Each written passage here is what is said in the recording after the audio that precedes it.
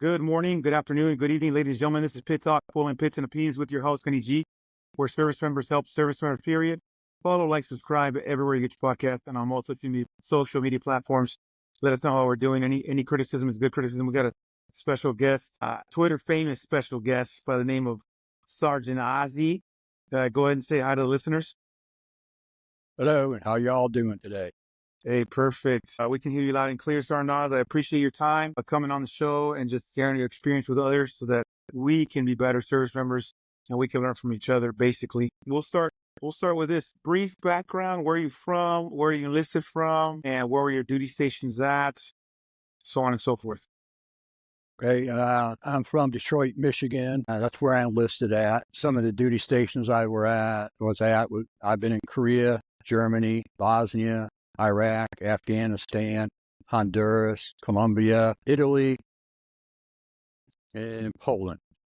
Wow. So, yeah. That's awesome. Yeah. So I traveled a lot. Yeah, what's your MOS? 13 Fox, Forward Observer. Forward Observer. Oh, boy, right. No wonder you were gone a lot. Yeah. Well, I actually was a OCT with 1st Army.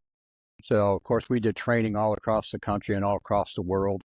You know, we'd go train up soldiers that were getting ready to deploy or just do evaluations on units that were training up, you know, making sure they were qualified and all their soldiering skills, and MOS skills. Yeah. Let me ask you, how many of those were combat deployments? I had 3 combat deployments. To where exactly? Iraq and Afghanistan. Nice. And Bosnia, it was Sec 4, so it was considered a combat, but there really wasn't any combat. It was just security forces. Okay. So, yeah. Interesting. That's crazy. Well, thank you for your service, first, Arnaz. I appreciate it. Thank you. How long was your service for? 28 years and 6 months. So I started in the Air Force. I was in the Air Force for 8.5 years. I got out, did some work for the government for a couple of years, realized I didn't really like what I was doing and I missed being in the military.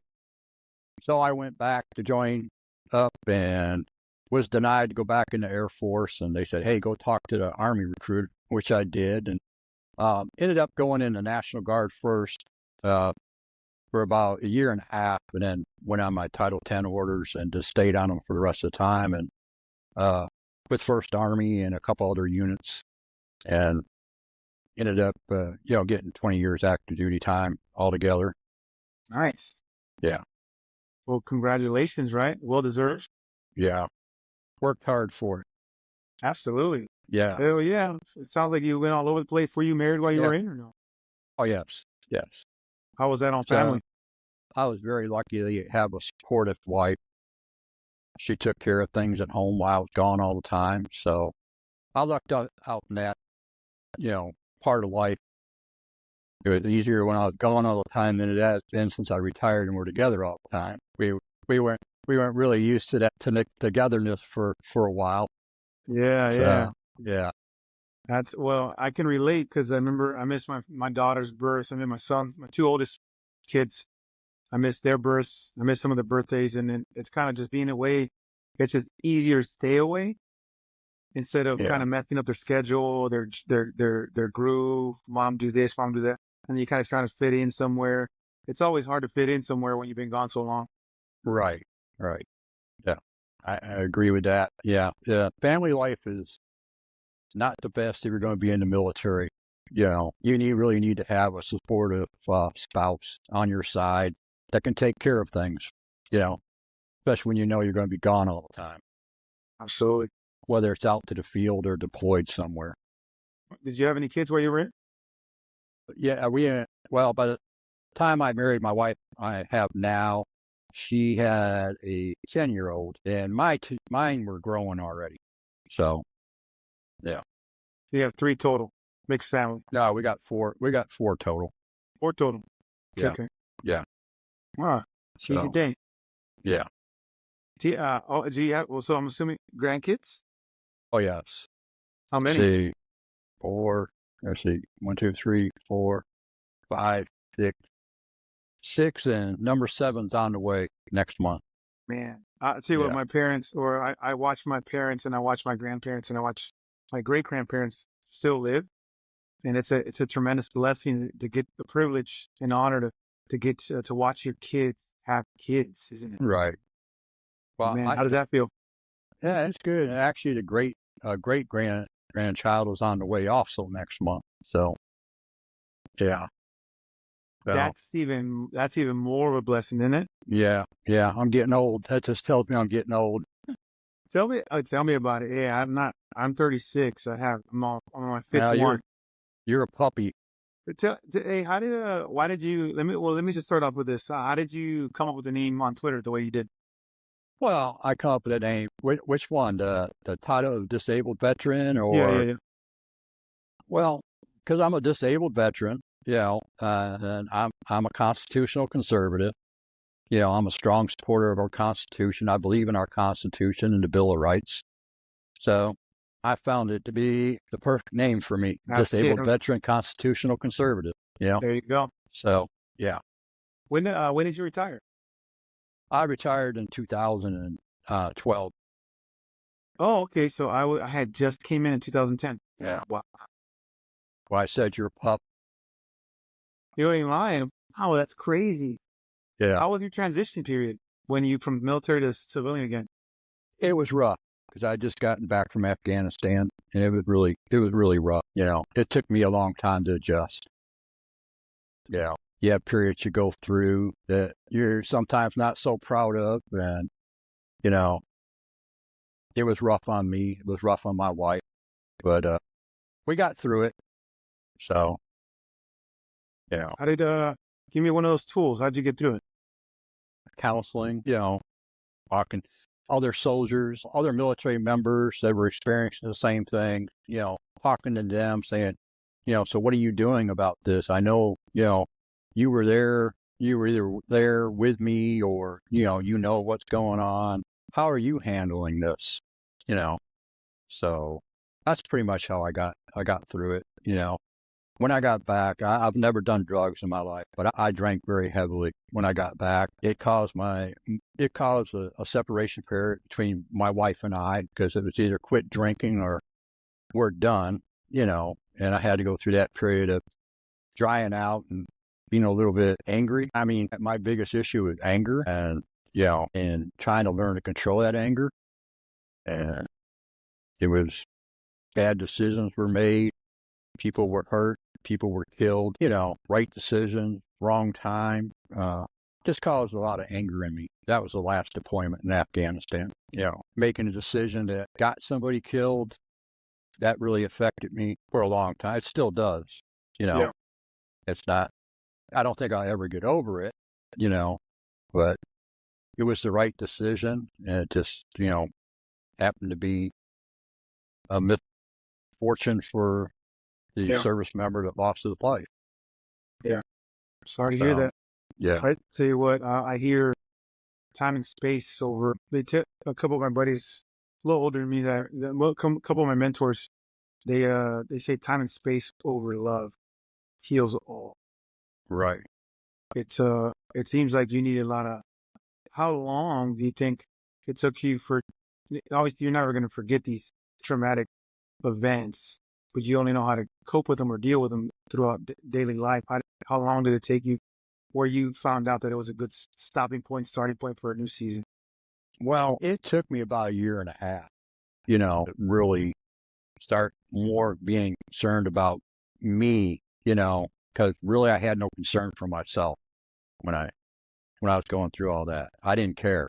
I didn't care if I lived or I died or anything else, It was just, if I wake up tomorrow, fine. If I don't, that's okay too, I mean, I never suicidal or anything like that. I just didn't care, I didn't care about me. I didn't care about anybody around me. I didn't care about anything, anywhere or any place, It was solely, let's get drunk and just see how it goes. So, yeah. So, Interesting. Well, yeah. it's a good thing that you're here, because if not, I wouldn't be talking to you today, huh? Yeah, that's true. Yeah, everything Yeah, happens for a reason. that's right. So I've made it. I made it through 12 years, so I think I'm doing all right.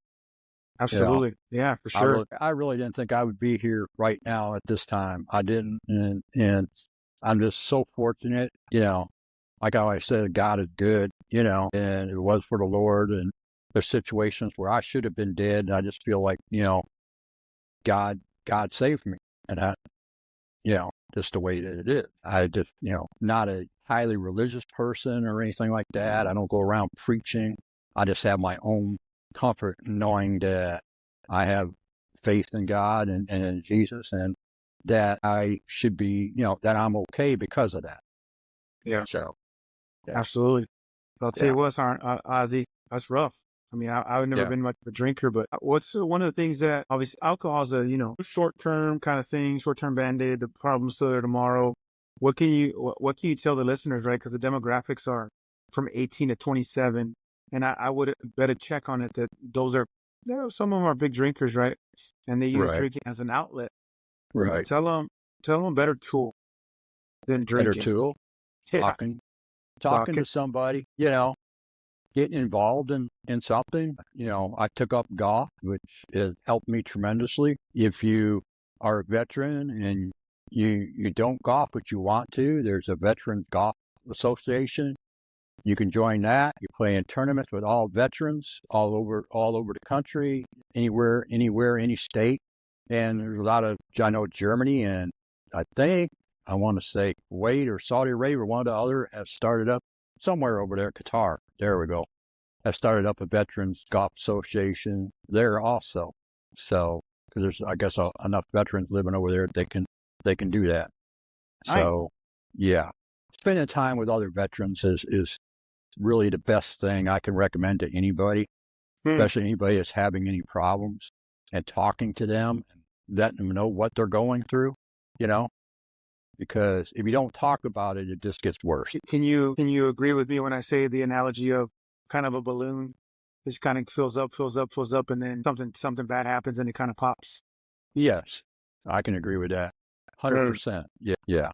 Is that your relatable Fortunately, statement? fortunately, I never got to the pop part. See, yeah, It filled up a lot, but I got it stopped before it popped. good. Decompress. Absolutely. We're kind of jumping around. We're kind of going from the ending to the beginning, but the pop is the suicide. The pop is Right. the taking that step forward in probably the Right. wrong direction. And Right. we Exactly. all need we all need to decompress somehow, some way. You already mentioned we need to communicate, we need to talk about it, or surround yourself around service Right. members. But for the one, Don't, yeah. Don't ever think there's not somebody out there willing to listen, because hmm, I guarantee you there's a veteran sitting there saying, after another veteran's committed suicide, I wish he would have talked to me. I hmm, wish he would have called me. My thing is, I check with my former soldiers. I call them, I text them, I message them on Facebook, check on them, make sure, hey, are you all right? You doing okay? Do you need hmm, anything? And it starts with us as veterans taking care of each other, because if we don't look out for each other, nobody's going to look out for us. yeah, that's crazy. That's true. Yeah, This community is different. It's a different community, and right, I'm privileged to be part of active duty. And then once I transition out, years from now, but it's right, rough. It's rough. right. It is. And, military life ain't for everybody. And the things you will go through in a military career, nobody but another veteran knows what you've experienced, or another person in the military knows what you experienced, and that's one of the problems I have a lot with going to the VA, because you're being sat down and talking to people who've never been in the military, that don't know what you've been through, and they're trying to evaluate you and tell you that, it can't be that, or it can't be this, So I think one thing, we need to get more veteran counselors into the VA itself. So, you know, qualified counselors. Yeah, Yeah. yeah. Ones that, yeah, Experience matters. yeah, right, Absolutely. right. I agree to Yeah, that. How are you supposed yeah, to relate to me if you've never been in my shoes? yeah, exactly. Yeah. Mm, that's good. So, That's good. I yeah, appreciate that. Yeah. You know, we started from the end, started first, but let me jump around. I'll tell you what, I know you're Twitter famous, so I got to ask, how did you get to where you're at with all those followers? Well, it started with, mostly veterans, following me. And then, you can tell by my posts, I'm a Trump supporter. Okay. Yeah, I absolutely. know, I don't want to make this political, but I have a lot of people that follow me because of that. And then, I'm very outspoken.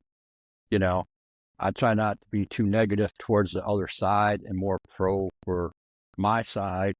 But, sometimes you just got to defend yourself against the negativity that they put out. Yeah, for sure. And I seem to do that very well because a lot of people like it when I do speak up about it. It's, it's been a long, I started it in the Twitter and, X now in 2009. I really didn't say too much on it. Yeah, I really didn't get a following until about probably the last 3 to 4 years.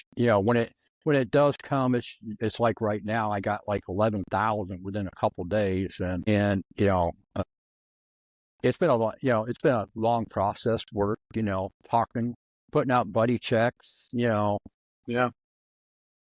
And talking to veterans. Not only through DMs, but getting phone numbers and talking to them. And then they recommend me to somebody else, and then they're on there. And, it's just, I follow you or I follow him. You should follow him type thing. Yeah. Yeah. It's So, working out, huh? oh yeah, it's working. So, You having fun with it or what? oh yeah, I have a lot of fun with it. So, yeah. Absolutely. Well, I Yeah. appreciate, I seen you. I'm relatively new to X, right? I haven't been Right. on that long. And when I started, it was kind of just to get the news. But now I'm trying to plug myself in. And I was like, man, I seen you. I'm like, who is this? I kind of just followed you for here and there. And I seen your post, liked your post. I'm like, Yeah. you know what? I Yeah. would love to learn from Sergeant Ozzy.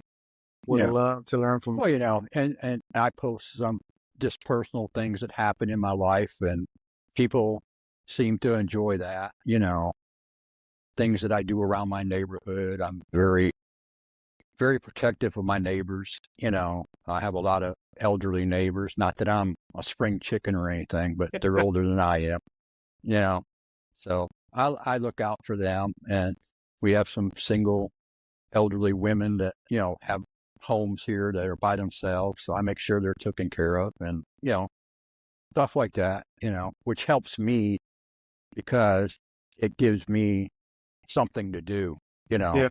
make sure, because you get so used to, hey, I got to take care of my soldiers. I got to take care of my soldiers. I got to take care of my soldiers.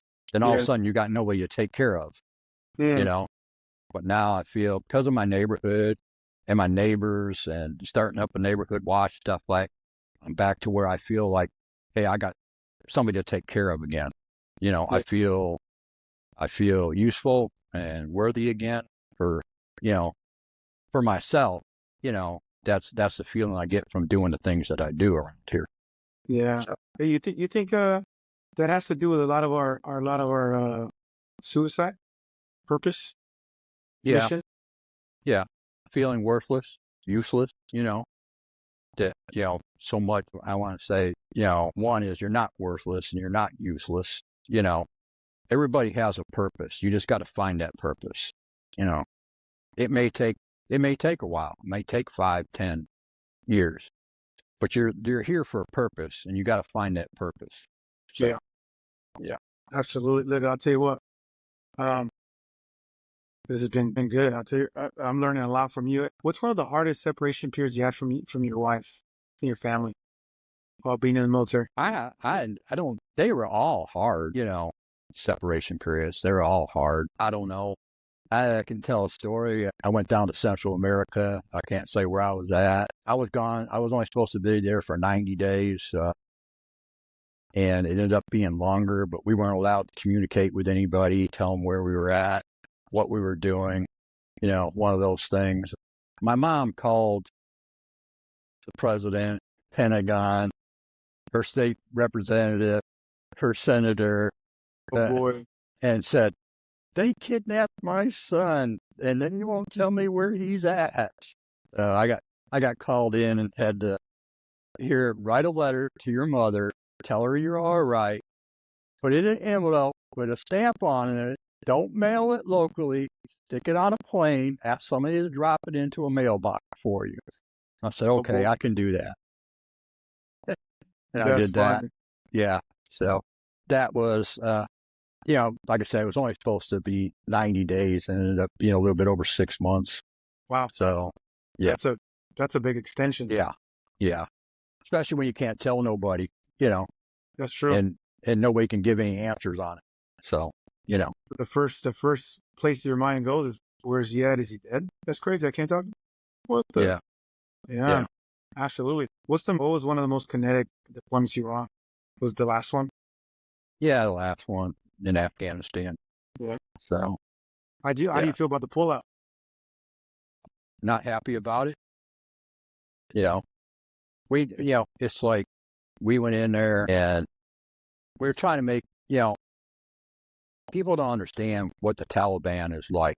If you've never been there, you haven't seen the things that they do, what they do to their own people, not just other men, but women, children, whatever. And we tried to, I don't know, I think we should have kept some troops there, maybe, no, not fighting, but as like in Bosnia, a security force, just to ensure that nothing was going to happen. We shouldn't have pulled out like we did, just an overnight thing like that, leave all billions of dollars worth of equipment there.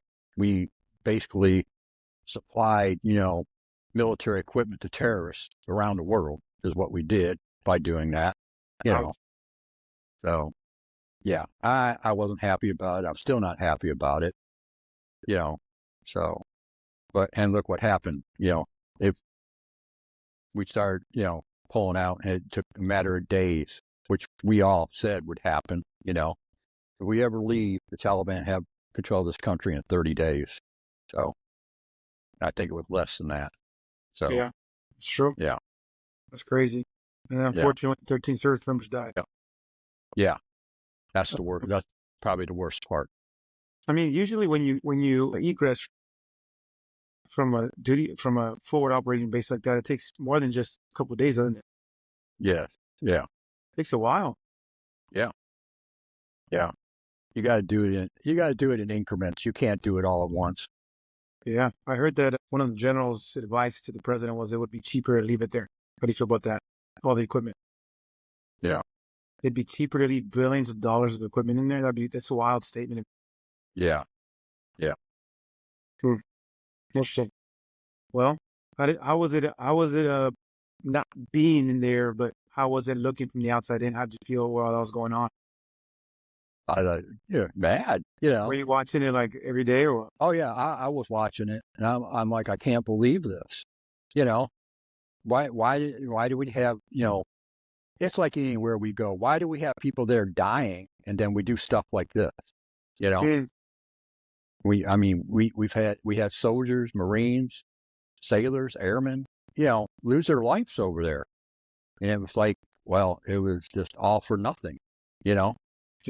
Because we just packed up and left. I mean, I'm not the type of person that thinks we should have been there forever, but, until it was stabilized enough, I think we should have had somebody there. Yeah. Yeah. That's good. Until it was stabilized, we should have had somebody there. That's a good point. It makes sense. Yeah. But basic sense, not common sense anymore, right? Right. Hey, let's talk to the youngster. I know your time's precious. You're not getting paid for this. You're just taking your time on it, and I appreciate your time. I really do. It's an honor and a privilege to speak to a veteran, especially with your caliber, your experience, where you've been at. How did talk about adversity and talk about resilience? Give me a story. Give the listeners a story about adversity. I know that you mentioned it earlier about your last deployment to Afghanistan, but outside of that one, what's one that really hits home outside of that created adversity with you and your family, and then how were you resilient from it?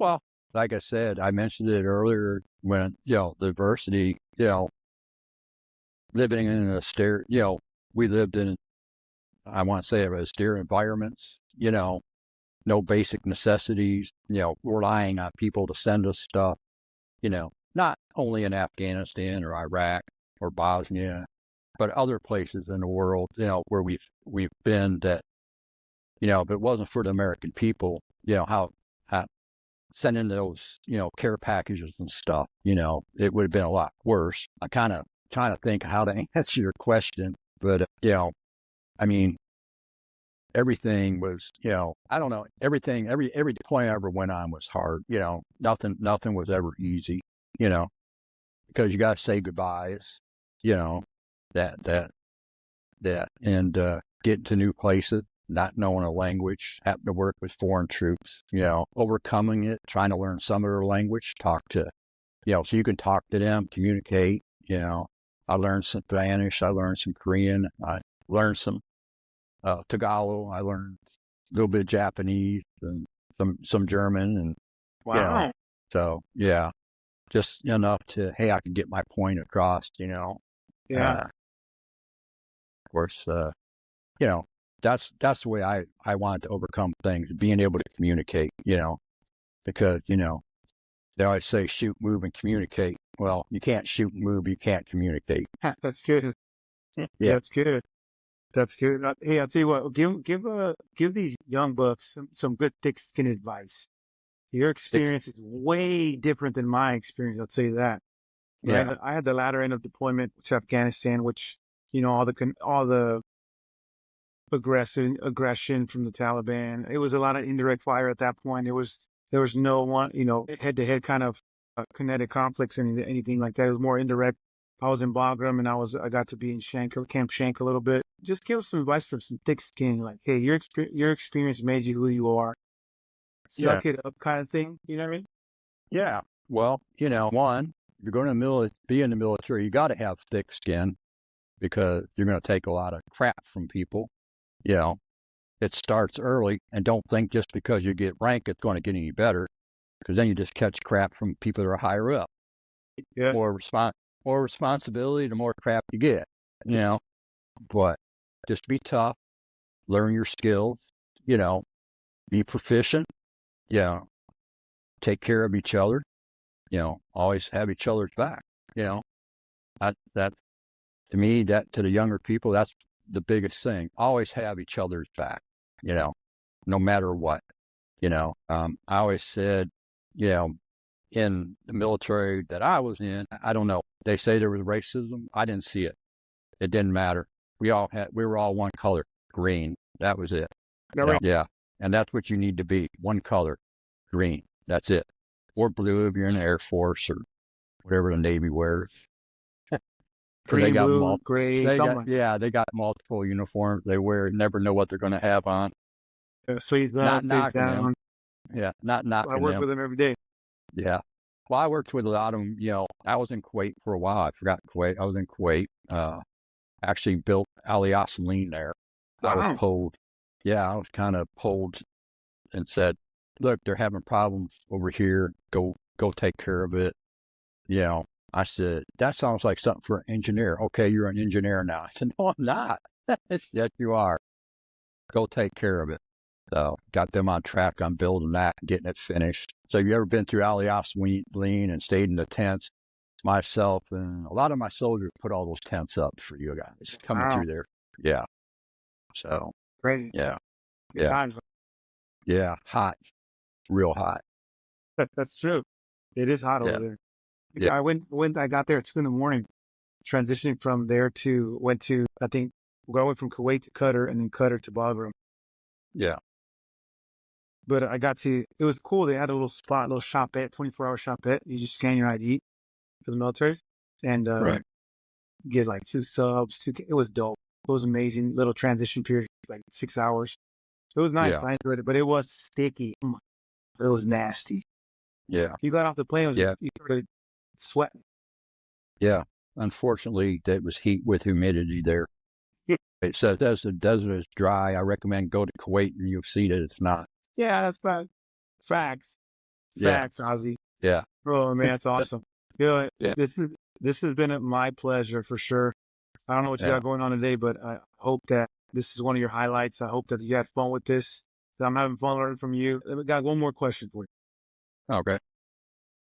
You hit the thick skin, you hit the suicide, you hit the tools for your tool bag. From the outside looking in, do you think that we're in a good position as America? Do you think we're in a good position as the military? I wholeheartedly believe we show America's, the world's prestigious fighting force, right? I'm biased to the Marine Corps, but from the outside looking in. From the outside looking in now, one, Marine Corps is set. I just said, like I said, I don't know if you've seen it. I had a granddaughter joined the Marine Corps. I have a grandson. I have a grandson that's in the Marine Corps. I tell people, you know, if you're going to go in the military right now, go in the Marine Corps, because I don't like the policies that are going on in other branches. Wow. You know, yeah. The Marine Corps hasn't fallen to the woke like the other branches have. So I will say, here's what I'll say. Black and white has always been pushed, but the culture remains. Right. Well, you know, I have a lot of respect for Marines, you know, and soldiers and airmen and sailors and all of them. I have a lot of respect for them. It's not them that I don't agree with. It's the people that are running it now that I don't agree with. I think they brought our capabilities down. They're hurting our country. We're not as strong as we used to be. If we ever got put in a place where, you know, fighting a two-faceful war or three-faceful war, I don't think we could handle it right now. That's my personal opinion, though. Wow. Okay. Fair. That's fair. I don't think we're as prepared as we were 4 years ago, you know, and hopefully that gets rectified here soon. You know, we're in some historic moments this end of the year. Yeah, we are. We'll see, right? China's at the forefront. And if you don't notice this shirt, I got this from Marine Corps Recruit Depot in San Diego. I read. Don't tread on me. Yeah, don't tread on me, 1776. So I like that. Hey, you're an Army dog, but you're a Marine. Yeah. You're a Marine. Yeah. That become Marines, you gotta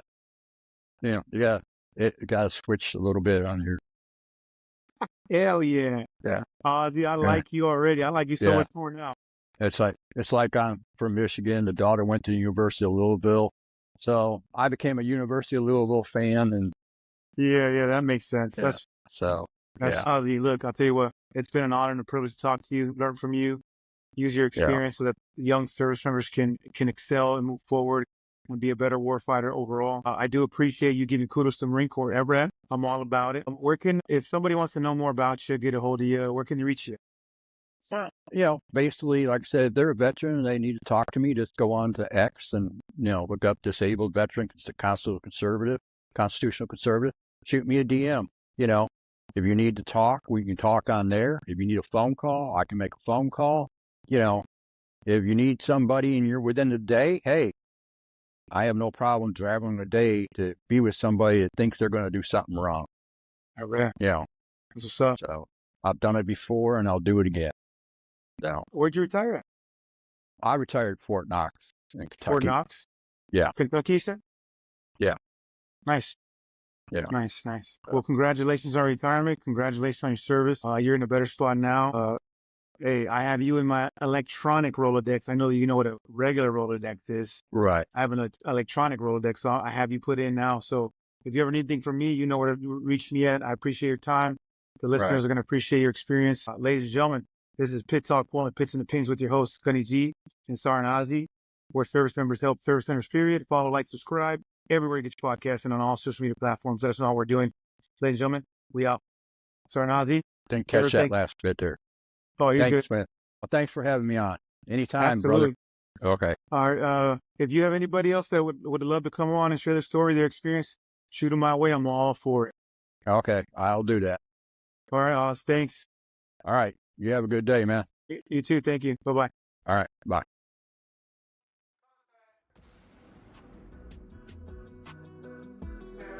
Stand by. Contact.